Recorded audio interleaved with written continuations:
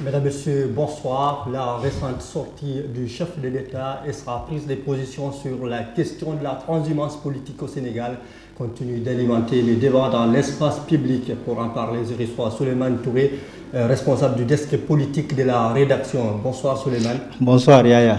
Comment l'opinion publique sénégalaise perçoit-elle aujourd'hui la question de la transhumance sous l'ère de Macky Sall? Oui, ce qu'il faut retenir, il faut dire que la transhumance reste une question qui est toujours là.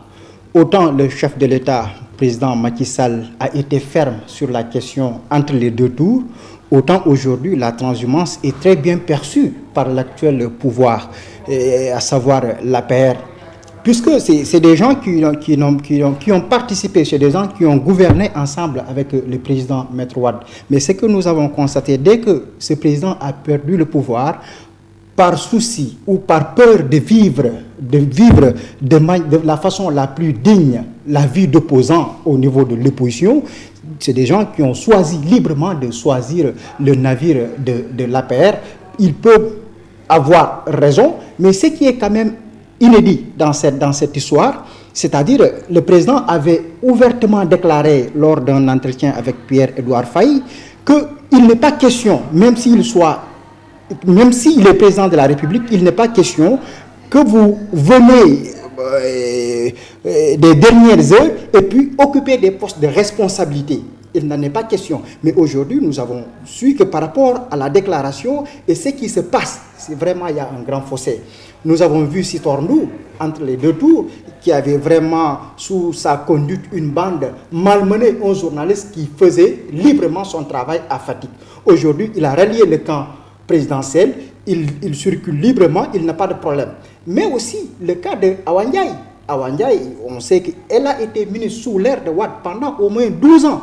On se rappelle encore avec ces fameuses surfacturations. Donc des gains, c'est des gens qui se sont enrichis de façon la plus illicite et très rapide. Mais aujourd'hui, puisqu'ils ont choisi d'être aux côtés du président Macky Sall, il n'y a pas eu de peine, il n'y a pas eu de condamnation, et c'est des gens qui continuent à circuler librement. Mais figurez-vous, Yaya, si aujourd'hui, Abdoulaye Baldé est en pole position, s'il avait rallié l'APR, donc ce qui veut dire qu'aujourd'hui, il ne serait pas poursuivi judiciairement. Mais ce qui n'a pas été le cas, il a choisi de partir avec l'autre camp ou sa propre bannière, et du coup, il n'est pas très à l'aise, il est poursuivi parce qu'il n'est pas avec le président de la République, à l'occurrence Macky Sall.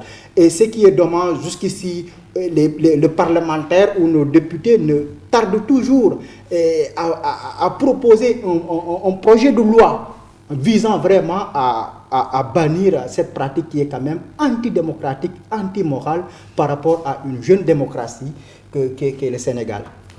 Très brièvement, quelles peuvent être les conséquences d'une transhumance politique pour une démocratie comme le Sénégal?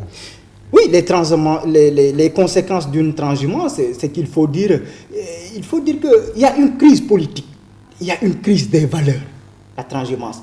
Donc, on peut détourner les biens de la République, on peut détourner les biens d'un pays. Et voilà, donc, au dernier moment, on décide de rejoindre le camp présidentiel. C'est parce que c'est des gens qui n'ont aucun souci, qui n'ont aucun respect pour la République, qui n'ont aucun respect pour un président et son parti. Mais leur souci, c'est quoi? C'est de s'enrichir de façon illicite. Aujourd'hui, ils ne sont pas avec Macky. Macky, ce qui est sûr, en 2017, je ne lui souhaite pas. Mais s'il perd le pouvoir, mais les médecins et tant d'autres, ils ne seront pas avec lui. Ils ne sont nulle part.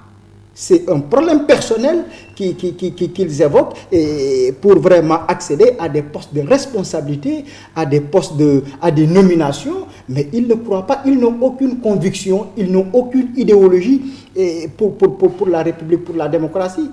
Vous imaginez aujourd'hui, quelle que soit la proximité qu'il y a entre Marine Le Pen et le président François Hollande, qu'il quitte son parti de gauche pour rallier l'autre parti, ainsi qu'entre les démocrates et les républicains aux États-Unis.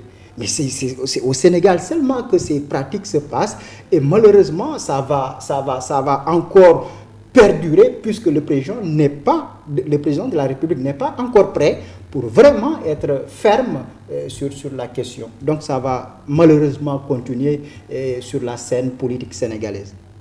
Merci Souleymane, c'est la fin de ce journal. Merci de l'avoir suivi.